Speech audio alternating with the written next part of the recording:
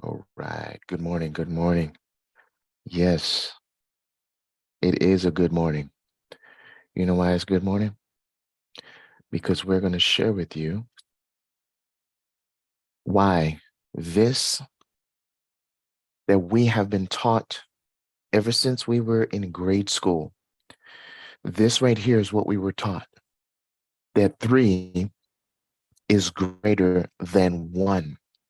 Okay, I'm going to need you to open your mind and welcome back to the Velocity channel. We're here teaching velocity banking methods that not everybody knows. We're actually making the economies of the world work better. Okay, we're convincing leaders of government that the velocity banking method is something that they need to implement, even in their own countries, folks. This is a serious thing because we were told that three is greater than one, and we've kept that mentality on up until adulthood, even to the point where, people are encouraging one another. Hey, rip up your credit cards, rip up your leverage, rip up your lines of credit. You don't need to pay down or eliminate that mortgage or that loan faster than you can. If you want to eliminate your mortgage or any other loan, car loan, student debt, if you want to eliminate it faster, you got to get another job. You got to get three-job man. You got to get five more jobs. You got to get all of this stuff, right?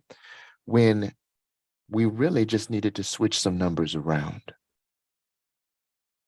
They didn't tell us that there's also a way, guys.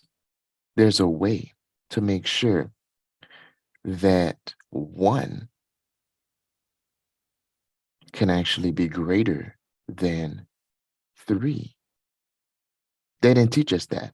They didn't teach us that there were some scenarios in which one is greater than three. And what makes the difference? Can you tell me what makes the difference? What makes the difference is how this is calculated. Are we talking about Fahrenheit? Are we talking about Celsius? Are we talking about amortized? Are we talking about simple interest? Right? How is it calculated? How is the one greater than three?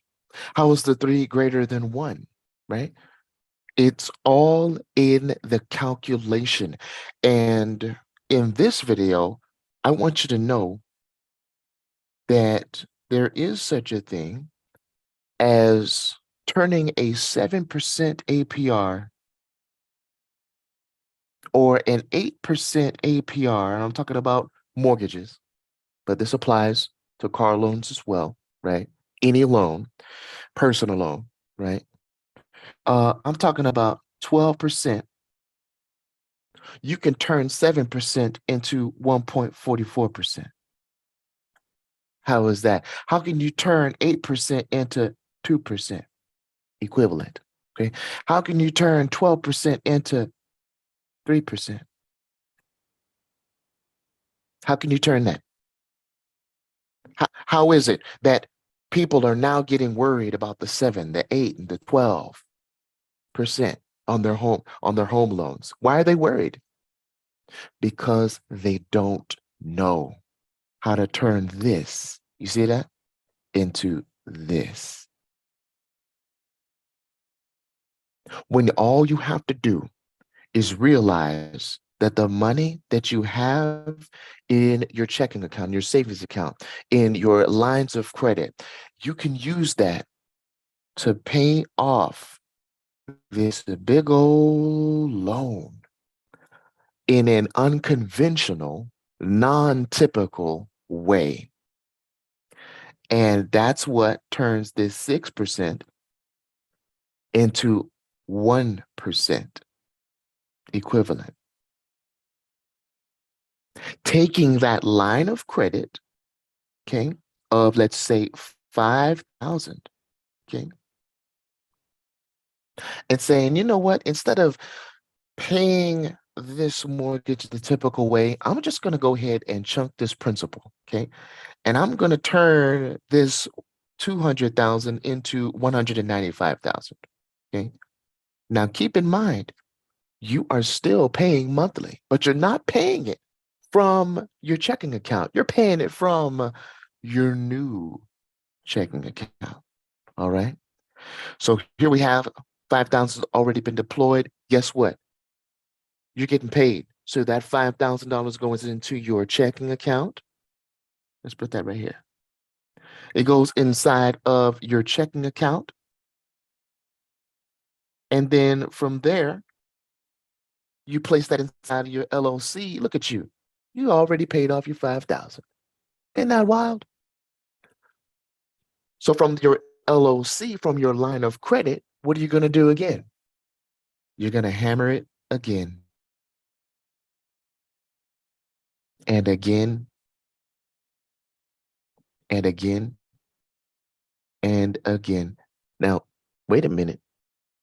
Do lines of credit, do those credit line increases, do they happen? Oh, well, many times they do, don't they?